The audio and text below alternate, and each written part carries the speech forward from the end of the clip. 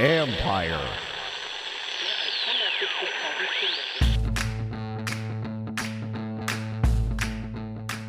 Hello and welcome to my podcast. Do me a favor, subscribe to the John Conn Report wherever you get your podcasts. If you're watching on YouTube, hit that like button, hit that subscribe button. You can find us there as part of Empire Media, AMPIRE. Always much appreciated when you tune in. And don't forget, you can read my work on ESPN.com. I have a story up now about the Commanders' offense, the return to high level of efficiency against the Titans, and what it means moving forward as the Commanders enter the home stretch for a playoff push. So give that a read up on ESPN.com. Today, I'm joined by DC Mayor Muriel Bowser as we discuss the Commanders' possible return to the RFK site. So I'll get to that in a minute. But before I get there, I do want to go over a couple issues for you club members. So on Thursday night at 7:30 Eastern time, I'll be doing the private Zoom session for the Gold members. I will be joined by longtime sports talk show host in the area, Kevin Sheehan, of course, has a show on the Team 980, also has his own podcast. Kevin's been around a long time. He grew up a Redskins fan. He grew up in this area. So come on in and join us, and let's have a good discussion. I would love to see more of you Gold members show up for that. Always more fun the more people we have. So then for the club members in general, Bram Weinstein, the voice of the Commanders, and I recorded a podcast on Wednesday. We discussed a lot of topics from London Fletcher's Hall of Fame candidacy, which he's not on the semifinal list, and how we both kind of found that surprising and why. And then also we talk about the possible return to RFK. We also discuss what Bram was the host of an event that Adam Peters spoke at on Tuesday. What did Bram learn from Adam Peters during this event? So you club members, you can go there. If you want to become a club member, go to the Empire Media YouTube page, click on the word join, do this on your laptop, click on the word join, and go from there. Now, like I said, I had the opportunity on Monday to speak with DC Mayor Muriel Bowser at her office. A couple things to know. One, as I'm sure you're aware, the Washington Post came out with a story on Tuesday discussing how what Maryland wants in order to pass the bill through the Senate is to have the use of the DC Air National Squadron. Now, when the story came out, obviously I'd already recorded the interview with the mayor. I did reach out to the mayor's office to see if they had any comment on this that I could even share here. They did not have any comment on this. They did not give a comment to the Washington Post either. I will say on Monday when I spoke with Mayor Bowser, I would have to bet that she was aware of all the negotiations behind the scenes, and yet she remains optimistic about the bill's passage and about the future of the team returning to the RFK site. So just know that. And then the other one is, there was one point I asked the mayor about a neighborhood meeting that took place. I asked recently. Well, bad on my part, bad reading comprehension on my part, because it was an event that actually took place not last month, but 13 or 14 months ago. I think it was in October 2023. In my research to go down to talk to the mayor, I saw the story, and Sam Fortier was one of the co-authors of this story. I thought it was from October 2024. It was from October 2023. So bad on my part, but the mayor did answer the question, and I think you'll see that I even mentioned that on there, that I thought it may have been from 2023, but just clarifying that with you. So anyways, again, I appreciate the opportunity to talk to the mayor. Appreciate her time very much. I know she's a busy person. So anyways, without further ado, here is DC Mayor Muriel Bowser talking about the Commanders and the possible return to the RFK site. Well, first of all, I appreciate you taking the time. My pleasure. This is really enjoyable, a great opportunity for me. So I do want to start with, why is it important for you to get the Commanders back into DC? Well, listen, I think it's important. First of all, I've been working on getting control of the land at RFK for 10 years. And as we can see, we have an old stadium that needs to come down, surrounded by parking lots, and we need that land for the District of Columbia. But we're also a sports town. And with the Commanders, we would have all of our professional sports. I think what I have learned in this year, which I knew, but it was emphasized, how proud DC fans are about their teams and wanting to get behind them. And we're proud that we're going to have the Wizards and the Capitals until, for a long, long time to come, and have a beautiful downtown sports facility. And we know that should also be the case at RFK. What lessons have you learned over the years dealing with Caps, the Wizards, and that whole situation that you can apply here? I just think that being proud of the civic pride that we have in sports and how that translates into how people feel about their city. It translates to their willingness to go out and support restaurants.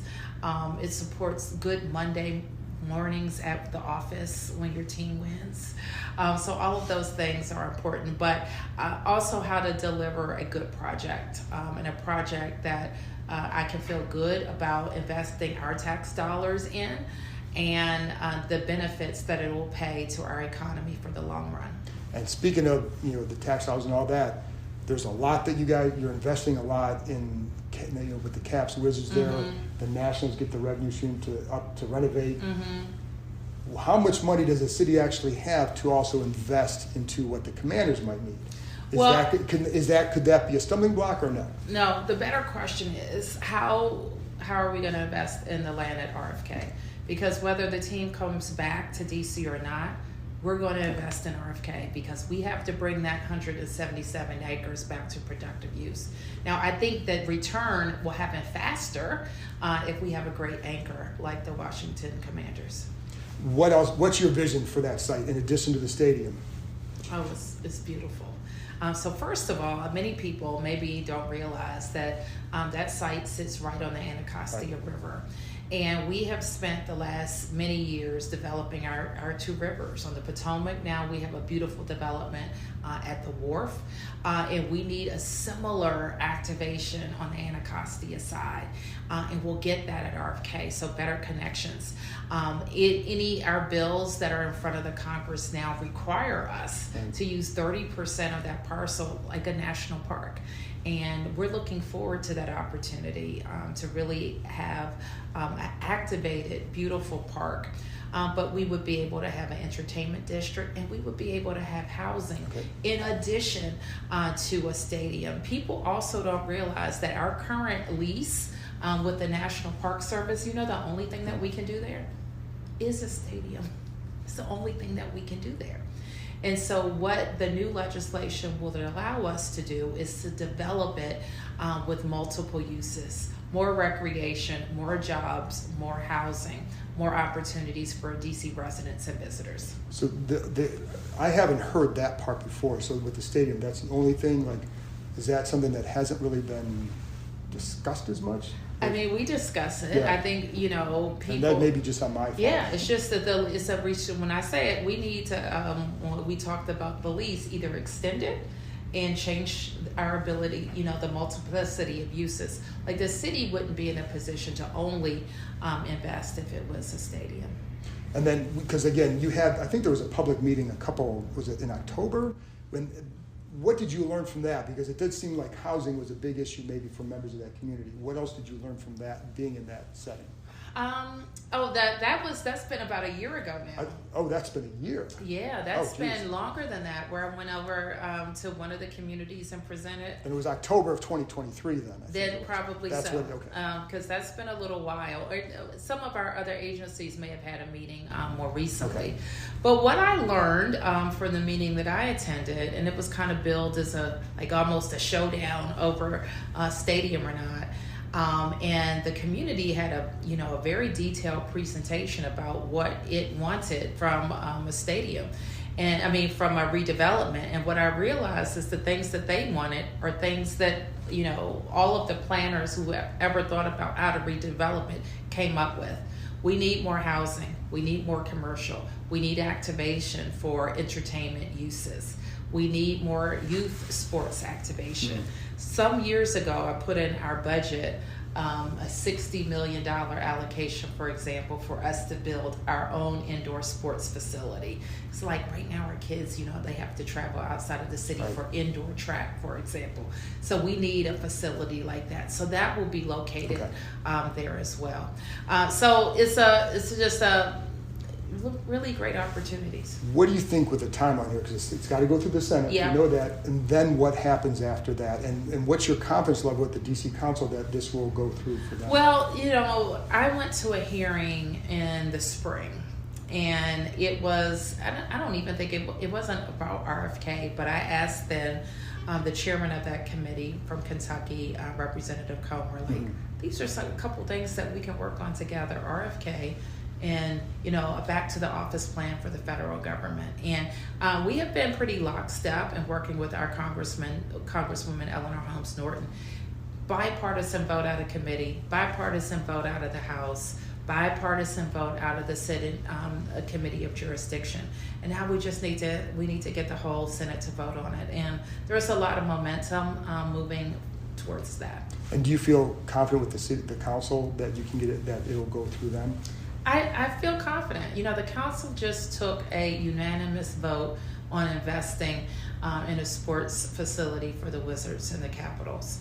I also got their support on building the training facility for the Washington Mystics and the Wizards some years ago. I was very instrumental in moving the legislation for Audi Field.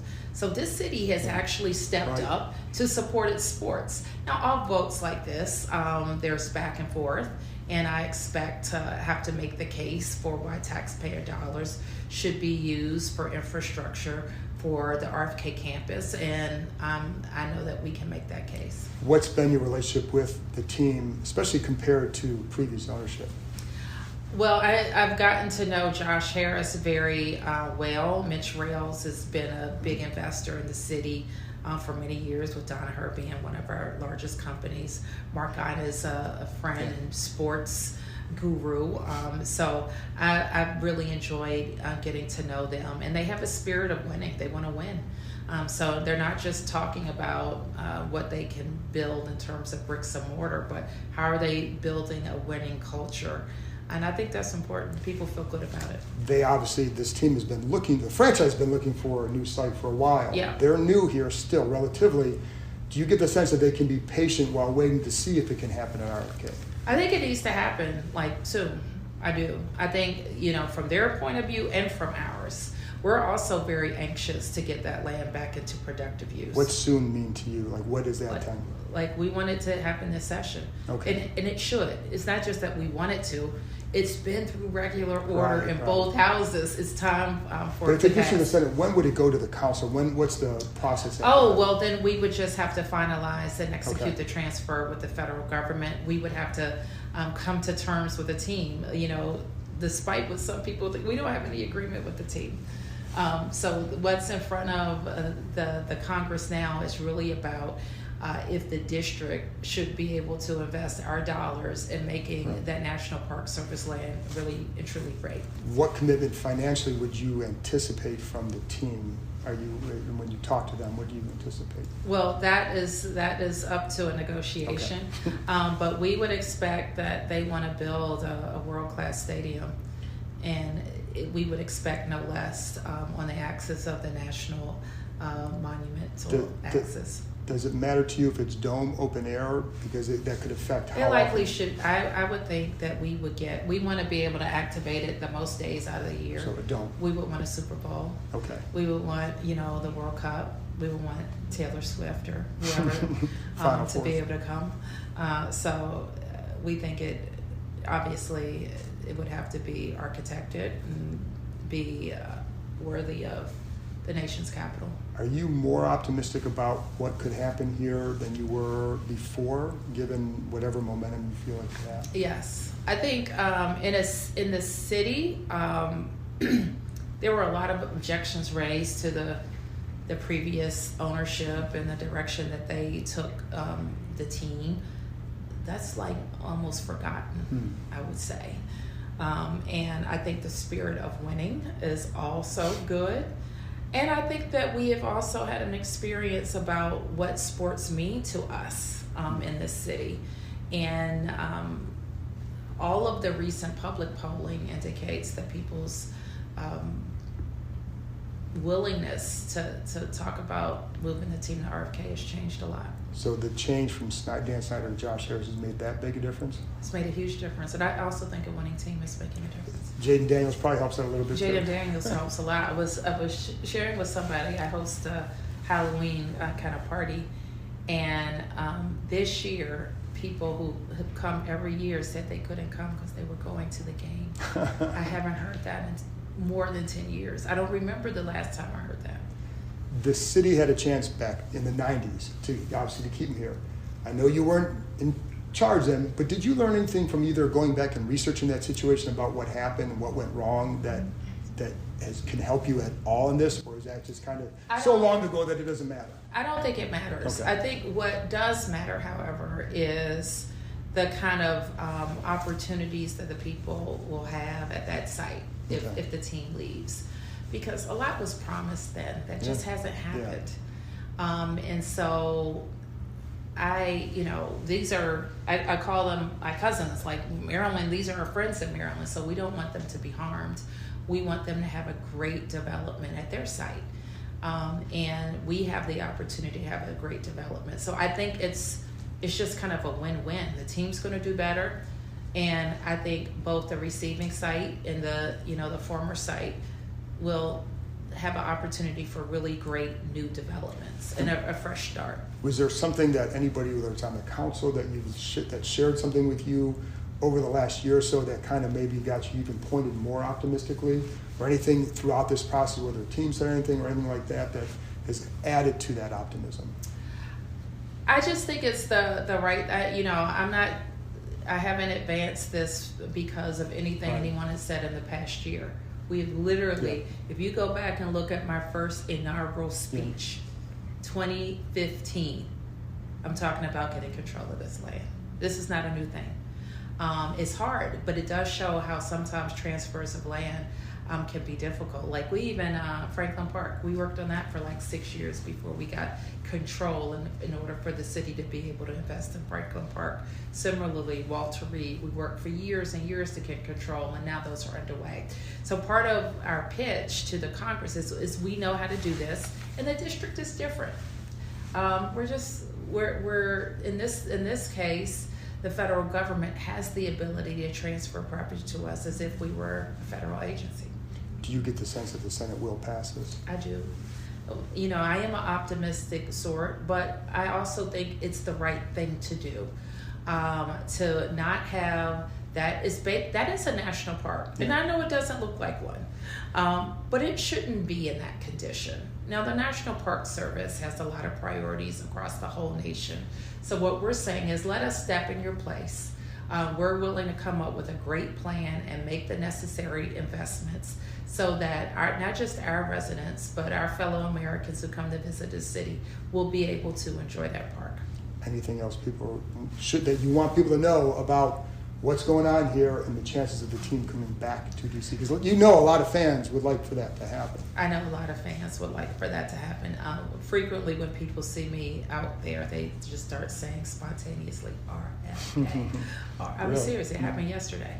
And so it is, I think that's what people want. And I just want DC residents to know that we will work on a world-class development project that they can be proud of, that we will make good decisions for the taxpayers of the District of Columbia, and that people will be able to enjoy 177 acres again. Are there any other hurdles that you would anticipate other than the Senate getting it through the council? Anything that you're prepared for or anything like that? Well, we're just going to work really hard step by step. We get, the first step is getting this vote. We'll get the agreements executed. And then we'll sit down at the negotiation table. When do you think, again, if they get through there, when do you think you could sit down with them to get that process to the next step? I think as soon as possible. Okay, very good. Absolutely. Thank you very much. Thank you. Thanks for coming down. Appreciate you. My pleasure. You good? Thank you. Is that all right? I think you do a good job. You have good questions.